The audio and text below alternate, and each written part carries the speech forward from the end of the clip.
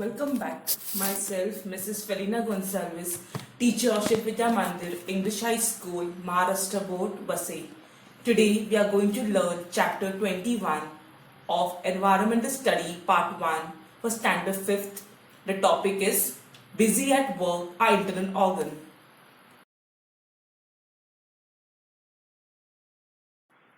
Now, what is organ? Our skin is the biggest organ of our body, and it's an external organ because it's located on the outside of the body.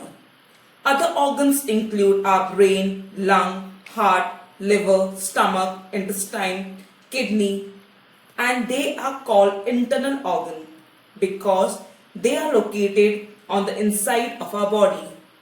Processes like respiration, digestion go on inside the body continuously with the help of certain organs. Let us learn something about this process. What is respiration? The act of breathing, that is the inhaling of oxygen and exhaling of carbon dioxide, is called respiration. We need air, water and food to live. It is important for our body to get a continuous supply of oxygen. If we get this oxygen from the air through breathing, that is why we breathe continuously. In our body, there are organs that carry out the work of respiration.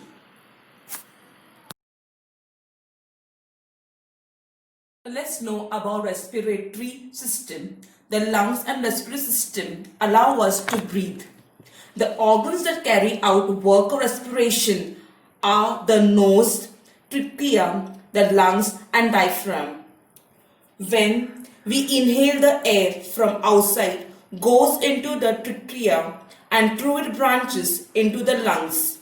In the lungs, these branches divide further into smaller and smaller branches. At the end of the last branches, there are air sacs or alveoli. Diaphragm. Diaphragm is a flexible sheet-like partition between thoracic cavity, that is chest, and abdominal cavity. Due to constant upward and downward movements of diaphragm, breathing is possible. The diaphragm and its movement. When the diaphragm moves downward, we breathe in, and the incoming air fills the alveoli in the lungs. When the diaphragm moves upward, air in the lungs is pushed out. Exchange of gases. When the outside air reaches the alveoli, the oxygen in it passes into a thin blood vessel around the alveoli. With the blood, it is carried to all the parts of the body. At the same time, the carbon dioxide that is brought by the blood from all the parts of the body enters the air in the alveoli. When we exhale, the carbon dioxide is also given out with the air.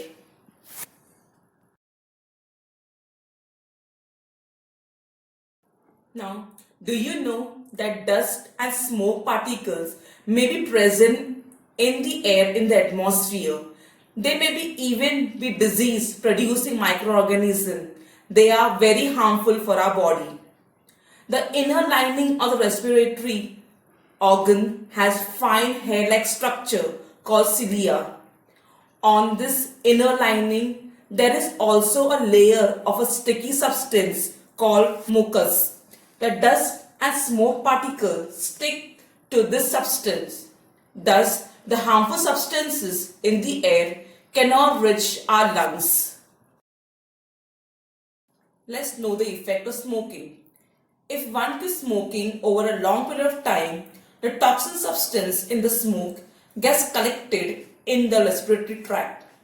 As a result, the air that enters the lung is not sufficiently purified, and the impurities in the air begins to accumulate in the lungs. As a result, the efficiency of the lungs is reduced. The likelihood of getting disease of the lung increases. The solid particles in the tobacco smoke from the cigarette or bidi form a thicky layer inside the alveoli. This reduces the amount of oxygen supplied to the body. In addition, Some toxin substance in the tobacco also enters the alveoli. This ill effect leads to disease of respiratory organs, including life-threatening disease like lung cancer. Passive smoking. If there are people around us who smoke, then we may have to face the consequences of smoking, even if we do not smoke ourselves. That is why there is now a ban on smoking in public places. Digestion. Digestion, how your body turns food you eat into nutrients it uses for energy, growth, and cell repair. The alimentary canal starts from the mouth and ends in the anus. All the organs concerned with digestion of food are called digestive organs. Some digestive glands also help in the process of digestion. They are closely connected with the digestive system.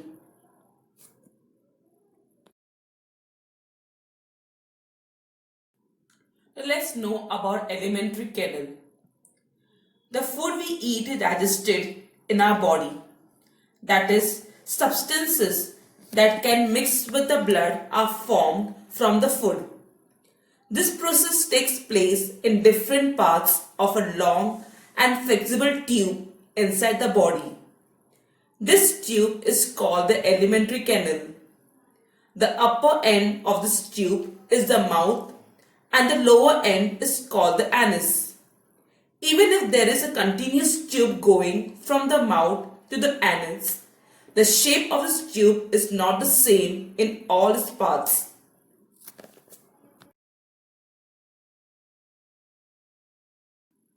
The different parts of the alimentary canal have different structure and function. These different parts are called digestive organ. Certain glands outside the alimentary canal assist the process of digestion. Now let's know the parts of alimentary canal. There are 4 parts: esophagus, stomach, small intestine and large intestine. The first one is esophagus. The process of digestion begins as soon as the food is taken into the mouth. The teeth, tongue and saliva all help to convert food into a small morsel ball called a morsel, which is easy to swallow. The morsel passes through the esophagus into the stomach. The second part of alimentary canal is stomach. The stomach is shaped like a bed on the left side of the abdomen, just below the diaphragm. The function of stomach is digestive action takes place here. Some disease-producing germs are destroyed. Food is germed and changed into slurry. The third part of alimentary canal is small intestine. The structure small intestine, it has a narrow tube of about 7 meter length. The function of small intestine, it's complete the process of digestion. It absorbs the useful digested food material.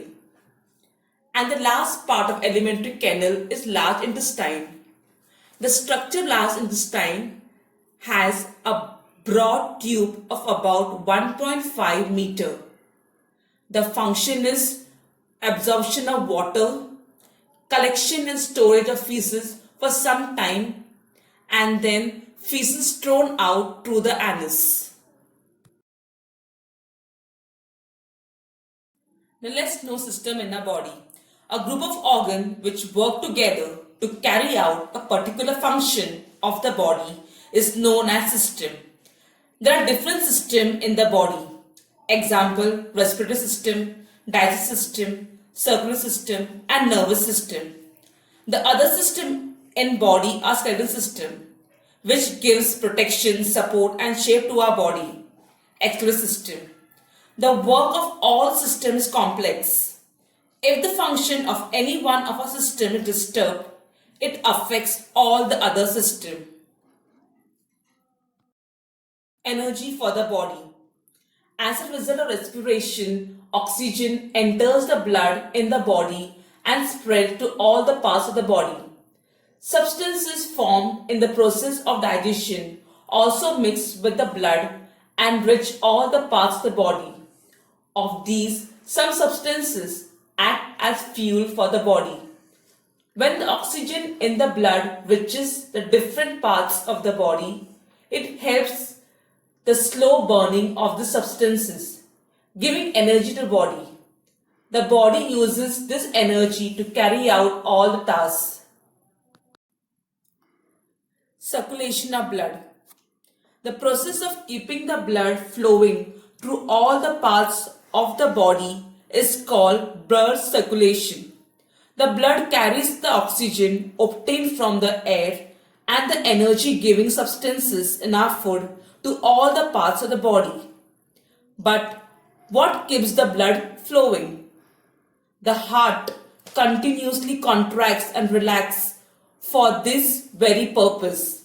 A network that consists of tube or vessel that carry blood away from the heart and those that bring blood back to the heart is spread throughout the body. Apart from oxygen, blood carries innumerable other substances from one part of the body to another part all the time. That too is made possible by circulation of blood. The heart and a network of blood vessels together form circulatory system. As long as we are alive, the process of blood circulation goes on continuously day and night.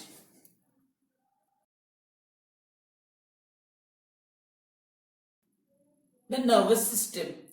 The function of respiratory, circulatory, and digestive system are very important for our body. They have to be carried out easily. There are some tasks that we carry out only when we like. For example, speaking, running, studying, playing, etc. But coordination means paying attention to all different functions and ensuring that they all occur at the right time and in right manner. Maintain this coordination is function of the brain. There is a network that connects the brain with all the different parts of the body. This is a network of nerves that carry message to and fro between the brain and the parts of the body. The brain and the network of nerves are together called the nervous system. The nervous system functions to coordinate all our bodily function.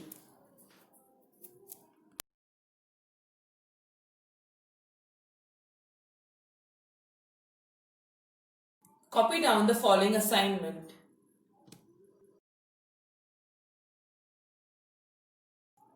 Thank you for watching the video.